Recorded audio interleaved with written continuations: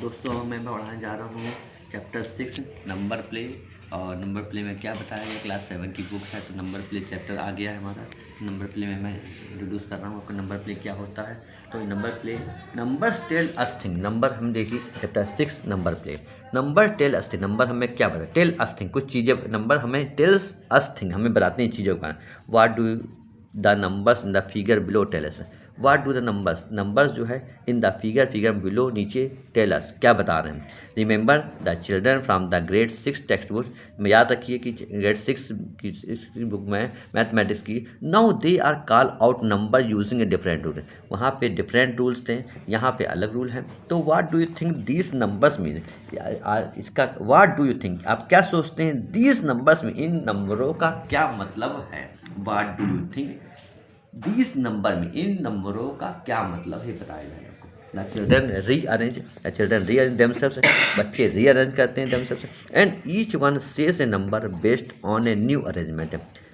Each one से, प्रत्येक कहता है एक number, number based on the new arrangement, जो न्यू अरेंजमेंट है उसको बताया। जैसे कि आप जानते होंगे, अब आप जानते स्कूल में आप जाते होंगे तो प्रार्थना में जब खड़े होते हैं तो आप देखते होंगे कि मैडम जो है, मैडम या सर जो लोग होते हैं, जो प्रार्थना में बच्चे स्टूडेंट जो खड़े होते हैं तो उनको कैसे अरेंज, असेंडिंग ऑर्डर में खड़ा करते हैं, स्मॉलेस्ट टू ग्रेटेस्ट के नंबर, छोटे से बड़े के रूप में खड़ा करते हैं, ताकि वो एक जो देखने में रूपरेखा है वो सही से दिखाई पड़े।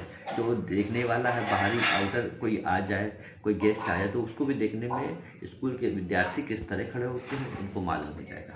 तो इसी तरह यहाँ पे नंबर सिस्टम दिया गया है, तो वहाँ पे भी ये अरेंजमेंट बताया जाएगा आपको, किस तरह संख्याओं को अरेंजमेंट करना है और किस तरह उसको लगाना असेंडिंग ऑर्डर में। तो यहाँ पे the children rearrange themselves in each one says number based on the new arrangement. Could you figure out what this number convey, could you figure out what this number convey, observe and try to find out, observe करो, observe मतलब प्रेक्षण करना, and try to find out, और उसको निकालना। Find out माने होता है निकालना, सर्च करना, कैलकुलेट करना, फाइंड आउट निकालना, फिर ज्ञात करना। अब ये देखिए, the rule in each child calls out the number of children in front of them who are taller then them, check if the number each child says match this rule in both the arrangement. Write down the numbers each child should say based on this rule for the arrangement. So यहाँ पे देखिए बच्चे जो खड़े हुए हैं, देखिए चित्र के माध्यम से मैं आपको समझा रहा हूँ, ये बच्चे जो खड़े हुए हैं छोटा बड़ा इस तरह से, मतलब जो है अरेंजमेंट है, जो है वो अरेंजमेंट जो चित्र में दिखाया जा रहा है पेज नंबर 129 में 28 में, तो वो ठीक प्रकार से नहीं है, वहाँ पे छोटे बड़े, तो ये अरेंजमेंट ठीक तरह से नहीं दिखाया जाता है। तो इसी को यहाँ पे क्वेश्चन के माध्यम से मैं आपको दिखाऊंगा। क्या क्वेश्चन दिया, फिगर इट आउट में, क्वेश्चन नंबर पेज नंबर 128 में क्वेश्चन है हमारा, फिगर इट आउट। देखिए figure it out, arrange the stick figure cut out given at the end of the book or draw a height arrangement such that the sequence read, जो sequence है वो किस तरह से, यहाँ पे क्वेश्चन में नोट करता हूँ, आपको दिखाऊंगा कि किस तरह आपको करना है। क्वेश्चन ए है, ये देखिए फिगर आउट इट आउट का 0, 1, 1, 2, 4, 1, 5।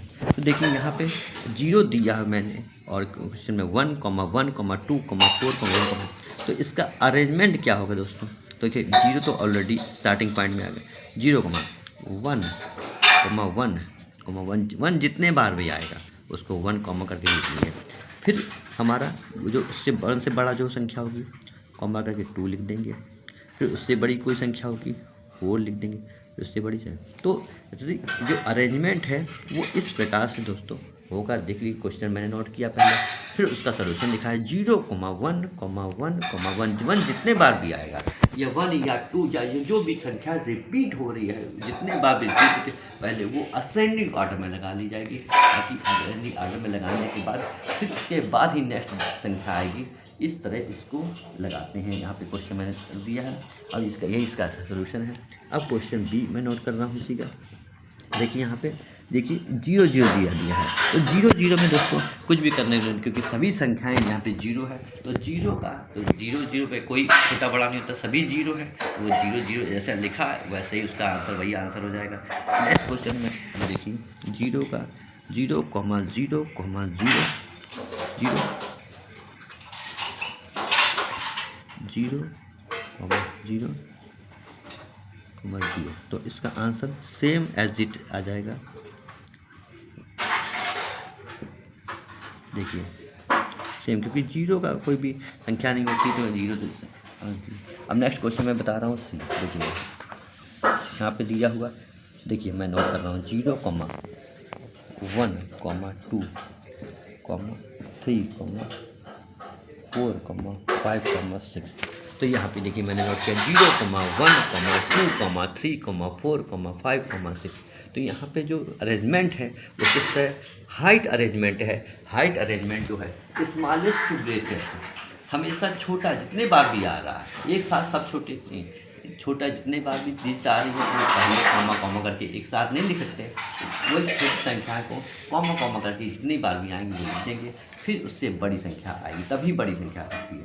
तो देखिए मैं इसमें सबसे छोटी संख्या जो है वो 0 है, 0 से छोटी कुछ नहीं, कॉमा कर दी मैंने।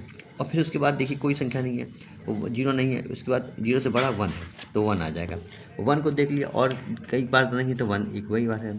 फिर हमने देखिए 2 लिखा, फिर 2 को चेक कर लिया, फिर 3 को चेक कर लिया। इस तरह चेक करते हुए हम जैसे लिखा है वैसे ही, क्योंकि सब एक ही बार आ रहे हैं तो हमने कॉमा करके सेम एज इट इज़ इसका आंसर हो जाएगा इसमें। तो आप समझ गए फिगर अरेंज हाइट अरेंजमेंट किस तरह से सीक्वेंस रीड या सीक्वेंस में बताया गया आपको, आप समझ गए होंगे। तो इसमें ये जो तरतीब था नंबर प्ले में आप समझ गए किस तरह मैंने ये जो अरेंजमेंट है किस तरह समझाया आपको, आप समझ गए। सिंपल है, कुछ आने की बात नहीं है।